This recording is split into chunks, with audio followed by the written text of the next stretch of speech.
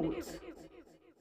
दिनांक 16 जून 2025 पासून यवतमाळ नगर परिषदेकडून दुर्लक्ष केल्याच्या निषेधार्थ ब्ल्यू भीम टायगर अस्थायी कामगार सेनाच्या पदाधिकाऱ्यांनी साखळी उपोषण सुरू केले।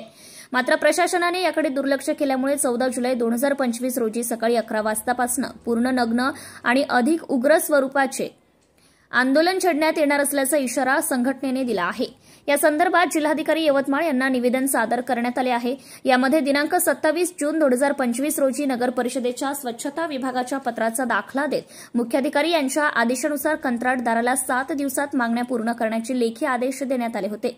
मात्र त्या आदेशालाही पूर्णपणे केराची टोपली दाखवण्यात आली आहे असा आरोप करण्यात आला आहे। हेतुपुरस्पर कामावरून कमी केलेल्या सफाई अस्थायी कामगारांना पुन्हा कामावर घेण्यात यावे, कंत्राटी कामगारांना किमान वेतन प्रमाणे पगार देण्यात यावा, 2022 ते 2025 दरम्यान किमान वेतनाचा फरक अदा करण्यात यावा, ESICचा लाभ सर्व कामगारांना मिळावा, पीएफ भरणा किमान वेतनाच्या आधारे करण्यात यावा, सेवानिवृत्त कर्मचाऱ्यांची प्रलंबित कामे मार्गी लावण्यात यावीत, आउटपुट कंत्राटी प्रणाली बंद करून कामगारांचे शोषण करणाऱ्या कंत्राटदारास काळ्या यादीत टाकावे, आरोग्य विभाग प्रमुखांची बदली करण्यात यावी व कंत्राटातील देयकांची चौकशी करण्यात यावी, संघटनेच्या लेटर हेडवरून दिलेल्या सर्व तक्रारींवर निर्णय घ्यावे, उपोषणातील संभाव्य परिणामांची जबाबदारी कुणाची, संघटनेच्या निवेदनात स्पष्ट करण्यात आलंय की आंदोलनाच्या दरम्यान कोणत्याही प्रकारची जीवितहानी, नुकसान किंवा गालबोट लागल्यास यास नगर परिषद प्रशासन, अधिकारी आणि संबंधित कंत्राटदार जबाबदार राहतील।